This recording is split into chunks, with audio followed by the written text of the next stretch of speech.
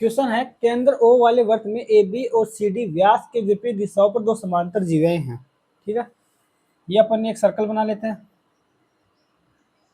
ये हो गया अपना सर्कल। इसमें व्यास मान लेते हैं अपन, ये व्यास है जो केंद्र से होकर गुजरता है, और वृत्त का केंद्र ओ दे रखा है। वृत्त का केंद्र क्या दे रखा है? ओ दे रखा है। ठीक है, ए बी और सी डी व्यास के विपरीत दिशाओं पर दो समांतर जीवाएं हैं। ये व्यास है, इसके विपरीत दिशा पर दोनों दो जीवाएं हैं। एक तो है ए बी, ये तो मान लेते हैं अपन ए बी, और दूसरी दे रखा है जीवा सी डी। तो ये व्यास के विपरीत भुजाओं पर दोनों जीवा है, तो नीचे की तरफ अपन अगर ऊपर ए बी जीवा है तो नीचे सी डी जीवा बना देते हैं। ठीक है, ए बी बराबर 20 सेंटीमीटर दे रखा है, इसकी लंबाई हो गई 20 सेंटीमीटर ए बी की। ठीक है, जीवा की। और सी डी बराबर 28 दे रखा है, यानी कि ये हो गई 28 सेंटीमीटर। ठीक है, अब आगे क्या बोला है? ए बी और जीवा ए बी और सी डी के बीच की दूरी 16 सेंटीमीटर है। दो समांतर रेखाएं हैं ये दोनों, ये दे रखा है। विपरीत दिशाओं पर दो समांतर जीवाएं हैं ए बी और सी डी, यानी कि ये ए बी है, ये समानांतर है। ये जो ए बी है ये समांतर है सी डी के। ठीक है, समांतर है तो इनके बीच की दूरी, जो इनकी हाइट है, इनके दोनों के बीच की दूरी हाइट वो लंबवत होगी। सबसे छोटी तो हाइट ही होती है जो लंबवत होती है। अगर उसको अपन केंद्र से गुजारे वर्त के, ये हाइट को अपन केंद्र से गुजारे, तो ये हाइट दोनों के बीच की न्यूनतम दूरी है। तो ये लंब, ये भी लंब होगा और ये भी लंब होगा। ठीक है, ठीक है, एक तरह से अपन ने खड़ी रेखा डाल दी बीच में। हाइट तो वही होगी जो सबसे न्यूनतम होगी, और सबसे न्यूनतम बनती है 90 डिग्री पर, क्योंकि ये समांतर रेखाएं हैं। ठीक है, और ये बता रखा है अपने को 16 सेंटीमीटर। ठीक है, ये बता रखा है टोटल अपने को 16 सेंटीमीटर है। ठीक, इस बिंदु को अपन मान लेते हैं एम। ठीक है, और इस बिंदु को मान लेते हैं एन। ये बिंदु एन हो गया और ये बिंदु एम हो गया। ठीक है, तो वर्त की त्रिज्या क्या सेंटीमीटर में ज्ञात करें। वर्त की त्रिज्या पूछा है, तो एक तो वर्त की त्रिज्या एओ हो गई, इसको मिला देते हैं। वर्त की त्रिज्या क्या होगी? ये होगी, इसको आर मान लेते हैं वर्त की त्रिज्या को। ठीक, और ओसी भी वर्त की त्रिज्या है, तो इसे भी मिला देते हैं, ये ओसी भी आर हो गई। ठीक है, अब देखो, जैसे एक सर्कल है, ये सर्कल है, ये वर्त का केंद्र ओ है, ये कोई जीवा है।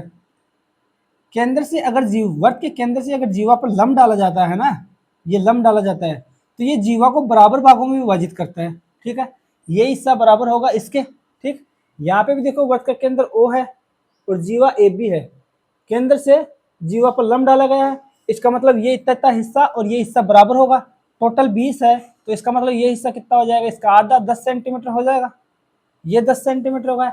इसी प्रकार नीचे सी डी जीवा को देखते हैं, वर्त का केंद्र ओ है, इससे जीवा सी डी पर लंब डाला गया है, इसका मतलब जीव केंद्र से, वर्त के केंद्र से जीवा पर डाला गया लंब जीवा को बराबर भागों में बांटेगा, क्योंकि ये जितनी होगी एन डी की वैल्यू जितनी होगी उतनी सी एन की वैल्यू होगी। टोटल वैल्यू 28 है, तो 28 सेंटीमीटर का आधा ये कितनी हो जाएगी? 14 सेंटीमीटर। ठीक है, ठीक है, अब ये टोटल दे रखी है, एम से एन अपने पास 16 सेंटीमीटर दे रखी है। तो अपन अगर मैं इसको x मान लूँ, एम से लेकर ओ तक को, तो ये नीचे वाली क्या हो जाएगी? टोटल 16 है, ये x है, तो नीचे वाली हो जाएगी 16 माइनस एक्स। ठीक है, ये हो गई 16 माइनस एक्स नीचे वाली। ठीक है, ये क्या हो गई? 16 माइनस एक्स, ये हो गई। ठीक है, अब ट्राइंगल है ए एम ओ, समकोण त्रिभुज है। सी एन ओ, ये भी समकोण त्रिभुज है। इन दोनों त्रिभुजों से अपन त्रिज्या की वैल्यू निकाल लेते हैं पाइथागोरस प्रमेय से।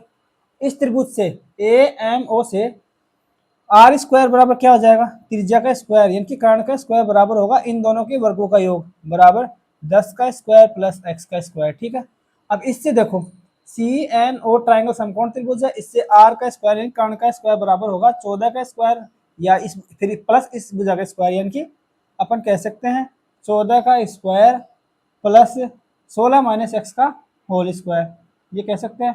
ठीक है, पाइथागोरस प्रमेय से समकोण त्रिभुज से अपने कर्ण निकाल लिया। ठीक है, दोनों ट्राइंगल का, और त्रिज्या बराबर त्रिज्या क्या है, तो त्रिज्या बराबर कर दी दोनों की। ठीक है, इसमें भी आर स्क्वायर के बराबर आता है, ये मान भी आर स्क्वायर के बराबर आता है। ठीक है, आर स्क्वायर के बराबर कर दिया। अब इस समीकरण को तत्व को ले लेते हैं और एक्स की वैल्यू निकाल लेते हैं। एक्स के पदों को एक साइड लिख लें, एक्स स्क्वायर, ये 16 माइनस एक्स का होल स्क्वायर, इसको एक साइड लिख लेते हैं। ये तो आ गया एक्स स्क्वायर, माइनस का आ जाएगा ये पद, माइनस 16 माइनस एक्स का होल स्क्वायर बराबर आ जाएगा 14 स्क्वायर माइनस 10 स्क्वायर। ठीक है, एक फॉर्मूला है, ए स्क्वायर माइनस बी स्क्वायर बराबर होता है ए माइनस बी, ठीक है, और ए प्लस बी होता है, ठीक। ये भी ए स्क्वायर माइनस बी स्क्वायर और ये भी ए स्क्वायर माइनस बी स्क्वायर है, उस सूत्र के रूप में खोल देते हैं। इधर खोलेंगे तो क्या आएगा, 14 ए माइनस बी, 14 माइनस 10 तो ये आ गया 4, और 14 प्लस 10 करेंगे तो कितना आएगा 24, ठीक है।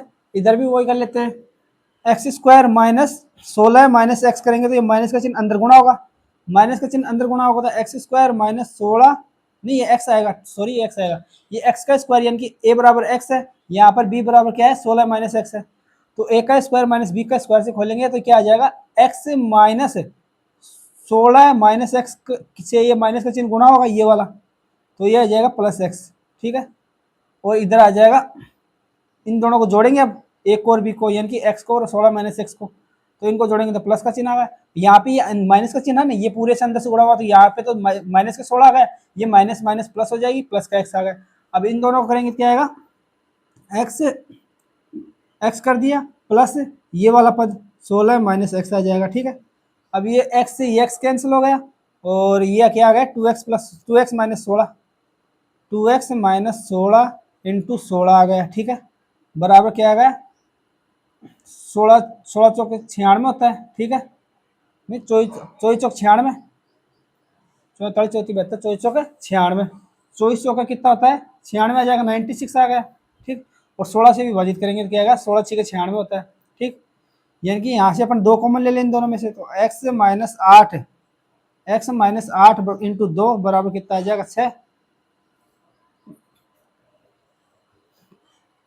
तो 96 आ गया, ये 16 से गया 16 47 47 100 से 96 हो गया।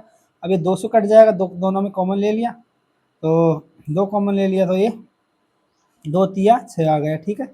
तो x माइनस 8 बराबर, x माइनस 8 बराबर कितना आ गया 3, तो x बराबर कितना आ गया 11 आ गया, x बराबर कितना आ गया 11 आ गया। अपने को क्या पूछा है वृत्त की त्रिज्या, तो अपन इसी तथ्य को ले लेते हैं, वृत्त की त्रिज्या के लिए x की वैल्यू रख देंगे, तो आर स्क्वायर बराबर क्या है 10 का स्क्वायर प्लस एक्स का स्क्वायर, ठीक है। तो आर स्क्वायर बराबर क्या आ जाएगा 10 का स्क्वायर 100 और एक्स बराबर 11 है, 11 का स्क्वायर 121 आ जाएगा।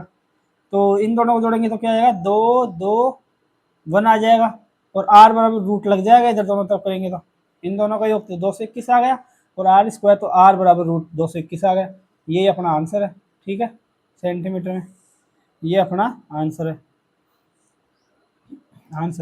यानी कि ऑप्शन नंबर ए आ जाएगा इसका आंसर, ठीक है।